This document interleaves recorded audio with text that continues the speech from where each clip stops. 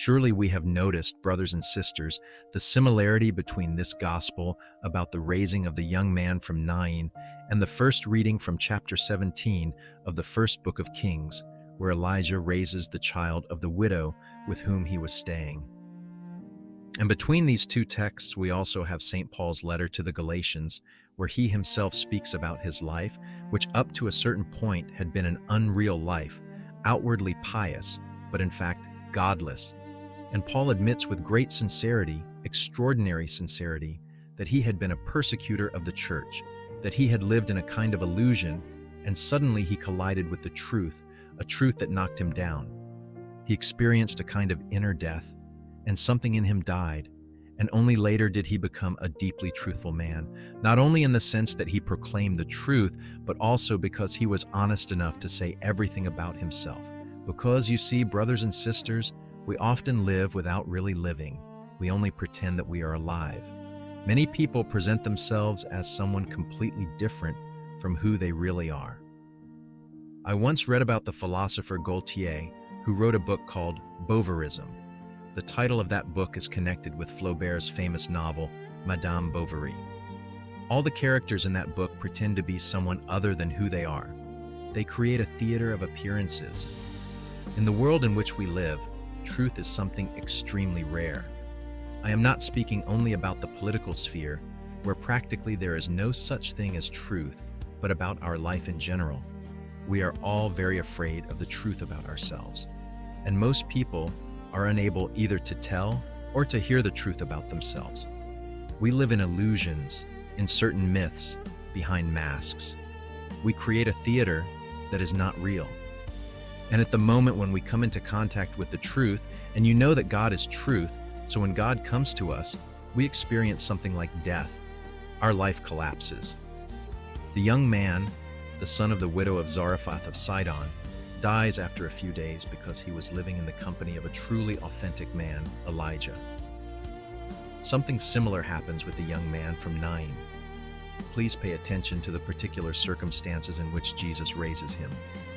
It is a funeral procession. Everyone is leaving the town, and the text is written in such a way that it seems, as I understand it, as though it were impossible for him to remain alive in such an atmosphere. His mother is walking with them. Everyone is carrying him out. He is dead. Perhaps not for the reasons we might normally suspect. First of all, this is the little town of Nain. Nain means beloved. A human being is, of course, beloved by God, even in a situation where everyone already considers him a corpse. But it can be truly deadly when a person is dead in someone else's eyes. And love can also be more destructive than hatred. We know examples of overly protective love, controlling love, excessively controlling love, possessive love, dependent love, that can kill because it is not true love. It is an illusion of love, a theater of love. Excessive love can, of course, lead to spiritual death, emotional death, and sometimes even physical death. When the young man from Nain died, the whole town was carrying him to the cemetery. It is quite a striking picture. It says a great deal.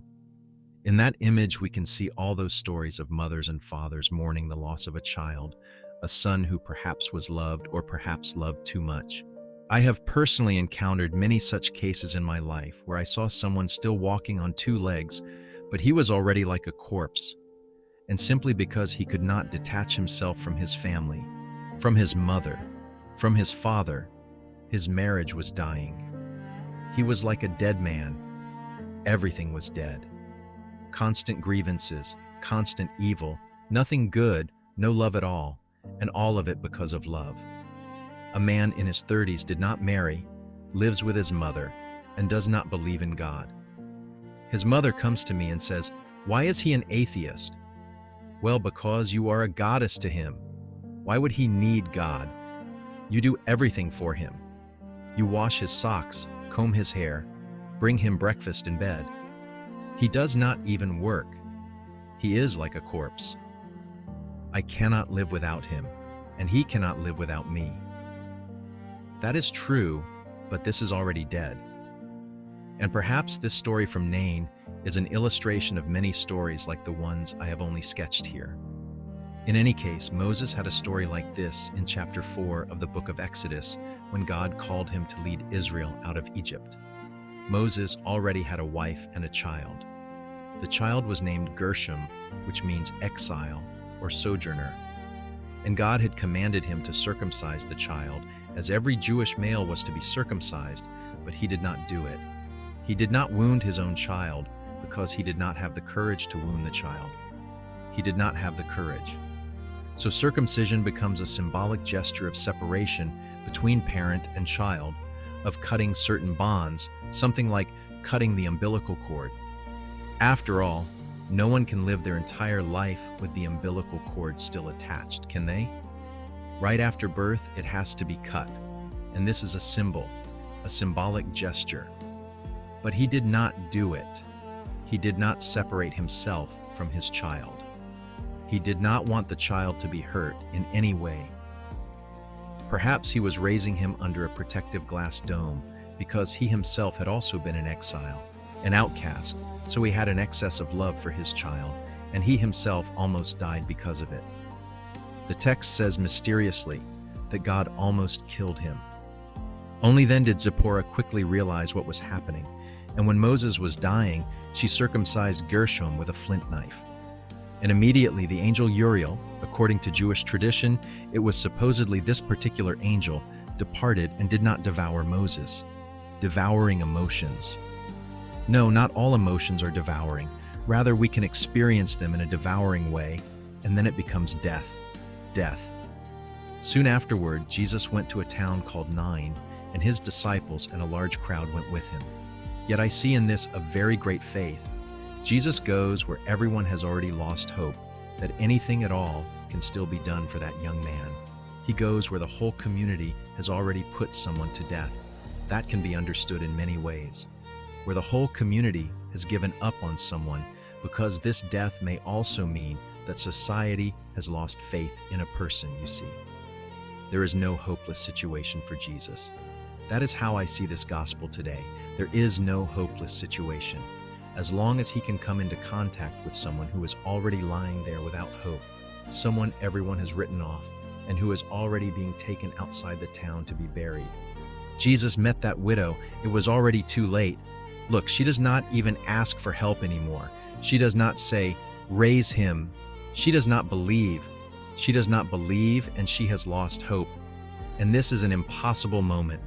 But for Jesus, well, it is not too late. Even when it seems too late, Jesus raises him, and this comforts me very much. Personally, it gives me a great deal of hope. In my hopeless life, in your hopeless life, never doubt that what seems impossible to you may still be possible. Never doubt that God can change everything. Never. Even if it costs you some kind of death, as it did Paul, who fell near Damascus, or perhaps like the child of that widow of Zarephath, who died, lost his breath, and Elijah had to lie over him in order to give him breath, to restore his breath, or like that young man from Nain. This gospel, today's readings, comfort me very much. They give me faith that God can change everything in your life and in mine. Even when I am no longer praying like that widow from Nain, she was no longer praying. Even when I am no longer asking God for anything, God can change everything. Today, brothers and sisters, I would like to leave you with just one thing: faith. Let us awaken in our souls faith in the impossible. After all, faith can only be faith in something that is impossible. Something that is possible no longer requires faith. True faith proves itself precisely in impossibilities, in our helplessness. O God, intervene in our lives. While we still have the strength to pray, hear our prayer and change our lives. Raise us from falsehood. Raise us into truth. While we still have the strength to pray, hear us. And when we no longer have even the strength to pray, come to us. Do not pass us by. Do not lose faith in us. And do not allow us to lose faith in you. Amen.